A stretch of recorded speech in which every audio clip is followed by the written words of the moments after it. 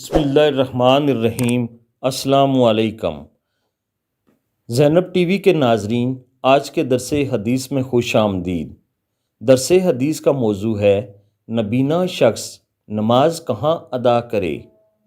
رسول اللہ صلی اللہ علیہ وآلہ وسلم نے ارشاد فرمایا، حضرت عمر بن مکتوم رضی اللہ تعالیٰ عنہ فرماتے ہیں کہ میں نے عرض کی، یا رسول اللہ صلی اللہ علیہ وآلہ وسلم، میں نابینا ہوں، میرا گھر دور ہے اور میرا ہاتھ پکڑ کر لے جانے والا تو ایک آدمی ہے، لیکن اس کا مجھ سے جوڑ نہیں، وہ میری بات نہیں مانتا، تو کیا آپ مجھے اس بات کی اجازت دیتے ہیں کہ میں گھر میں نماز پڑھ لیا کروں؟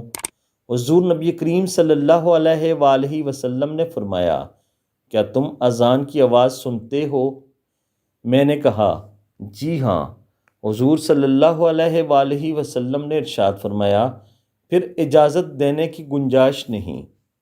ناظرین کرام، مفہوم حدیث یہ ہے کہ کوئی بھی شخص، چاہے وہ کس حالت میں کیوں نہ ہو، جو انتہائی معذور ہے، جو گھر سے باہر نہیں نکل سکتا، صرف وہ شخص اپنے گھر میں نماز ادا کر سکتا ہے، یا جو شخص بہت زیادہ بیمار ہے، بہت ہی علیل ہے، جو اٹھ بھی نہیں سکتا اور چلتے ہوئے اسے انتہائی پریشانی ہوتی ہے، وہ شخص اپنے گھر کے اندر نماز ادا کر سکتا ہے۔ باقی کسی ایسے شخص کے لیے بھی چھوٹ نہیں ہے جسے کچھ نظر ہی نہیں آتا، بلکہ اس سے بھی نبی پاک صلی اللہ علیہ وآلہ وسلم نے یہ کہا ہے کہ اگر تمہیں اذان کی آواز آتی ہے تو پھر تمہارے لیے کوئی چھوٹ نہیں ہے۔ ناظرین کرام، فرض نماز ہمیشہ مسجد میں ہی ادا کی جانی چاہیے۔